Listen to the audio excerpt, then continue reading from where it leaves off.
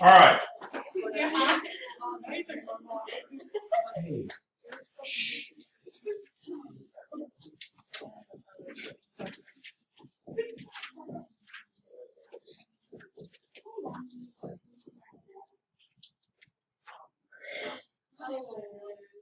All right.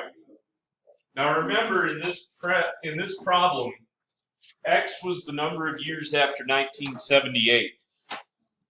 So if we're trying to figure out how many wolves were in the year 2010, what would I need to do?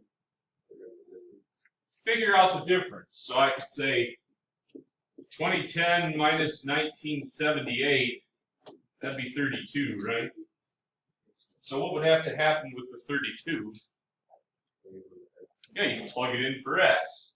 So f of 32, oh, that's a beautiful looking 2 there.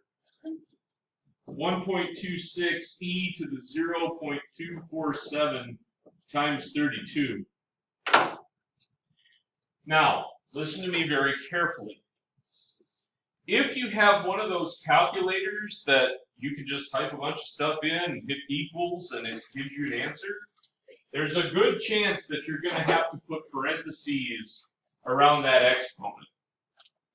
Because if you don't, it's going to take e, raise it to the 0.247 power, and then multiply by 32, which would be like there was multiplication by 32 down here, not up in the exponent. So you have to be extremely careful there. And of course, the little recorder covers up my undo button, so there we go. But anyway, so you have to put parentheses there, or if you have a calculator that works like this, what you can do is you can do 0.247 times 32, figure out what that is, and then you have to raise that, or raise e to that power. So, did you find e on your calculators? And remember, this was a time where I told you to bring them in so that you could practice. So notice that I have e to the x right here.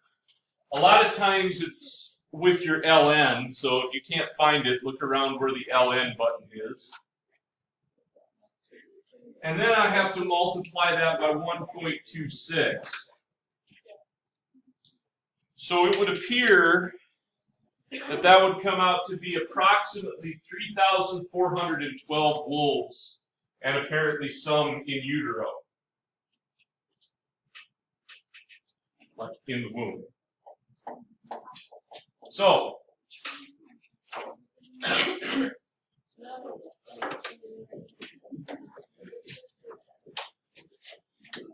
all right.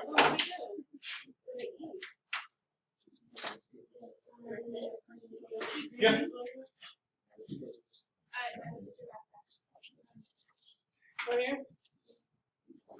Now, the next thing I want to talk about is compound interest. Now, I'll warn you, this formula is going to show up, or you're going to need to know it for your Chapter 4 test. This next part would be on the calculator part, but you will need to memorize this formula. Now, don't memorize it until after you take the Chapter 3 test, okay? Because that'd be silly to work on the Chapter 4 test before you've got the Chapter 3 test under your belt. So, let's talk about what's called compound interest. This is the kind of interest like that you get on bank accounts or things of that nature where you put some money in and it gains interest, and then the next time they give you interest on the initial amount, plus you get interest on your interest. So, the formula that we need for compound interest looks like this. We'll make it green, the color of money.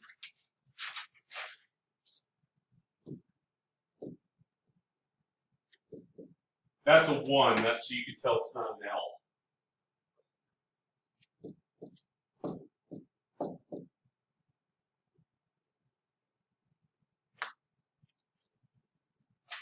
All right. we need to understand what all these letters stand for. A, bless you.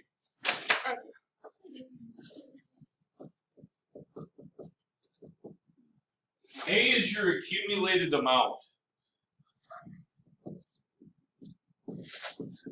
So that would be like, if I wanted to figure out how much my investment was worth 10 years from now, that would be A. P is your principal. That's code for your starting amount. So in other words, that's how much you put in to begin with. 1 is 1. That's pretty self-explanatory. R is your interest rate.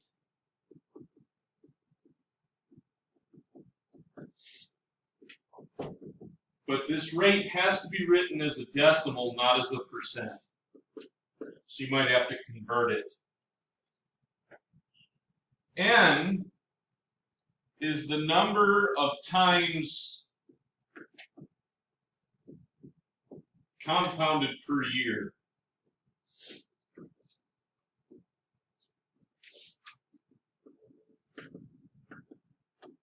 So in other words, if your interest is compounded quarterly, that would mean that N would be what? Every 3 months, or how many times a year? 4. Right.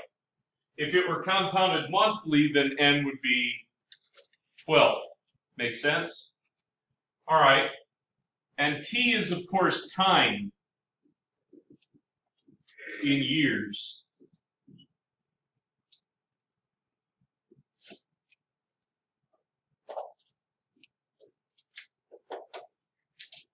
Now,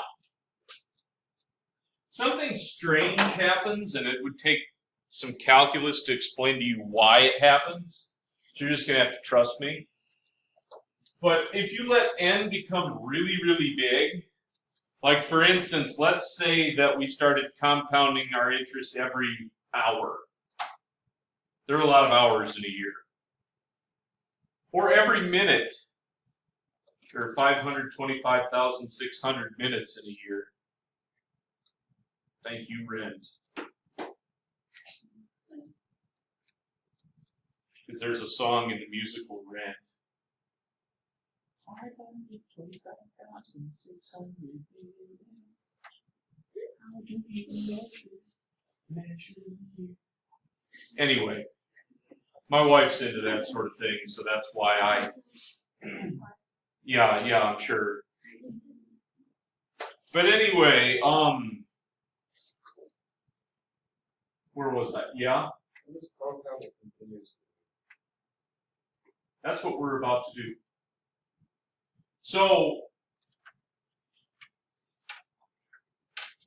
if I can get back on track here. So, if we compound every minute, there's not a whole lot of space between when we're compounding. Or let's say we compound every nanosecond. It's a lot of compounding, right? Now, granted, this amount of money is not going to explode because we're also dividing up the interest rate by a really big number. But basically, continuous compounded interest, or continuously compounded interest, means that basically you don't ever stop compounding. You're just compounding, and there's no time between it. It just grows continuously. Okay? And that has a different formula. So, if we do continuously compound interest,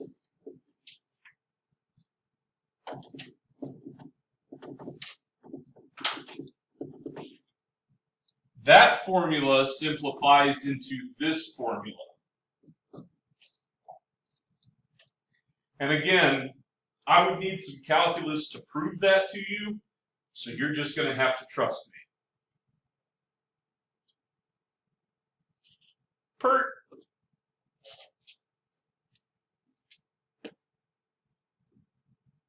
Now, all the letters are the same between the last formula and this formula.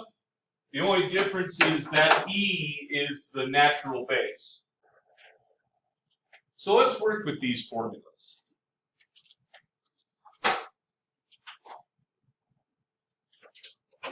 So let's say that we need to invest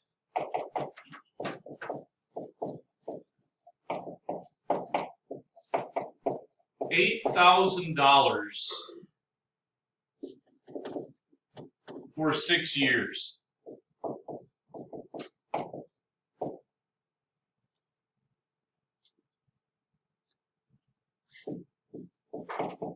Choose between the following. So we've got 7%. And if you get a 7% interest on an investment, you take that. It's like hardly anything is that high anymore. So that one's going to be compounded monthly.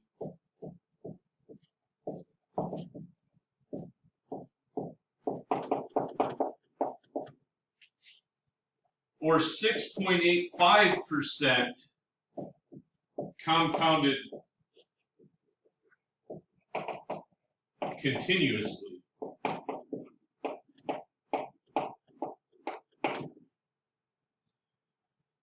So clearly we need to figure out how much each one is going to be worth and then pick the one that's going to get us the most money, right? And then if we have some time, which I think we will, well, we'll worry about that later. All right. So let's do the monthly one first. So if we call this investment A and this investment B because we're creative like that, if we want to solve for A, I would use A equals P times 1 plus R over N to the NT.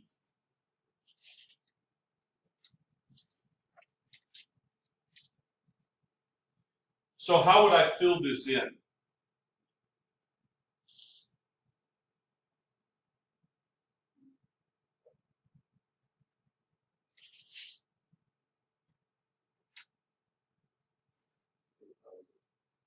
Where would that go? Yeah, the 8,000 would be your principal. That's P. 1 is 1. What would R be? Yeah, 0.07. What's N? No. 12. That comes from the monthly part. So N is the same in both the spots where there's an N, and then T would be 6.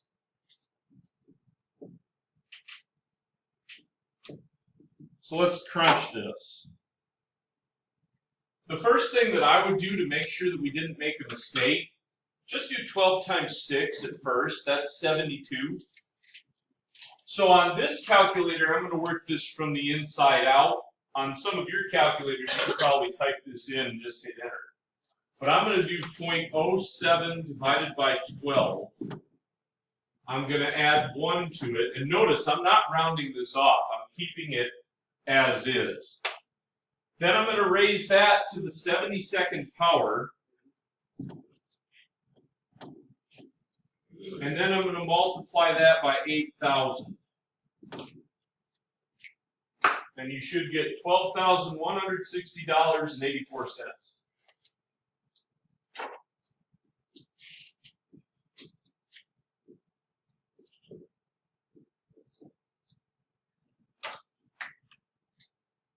All right. The next one will have to wait for the next video. Why don't you guys calculate?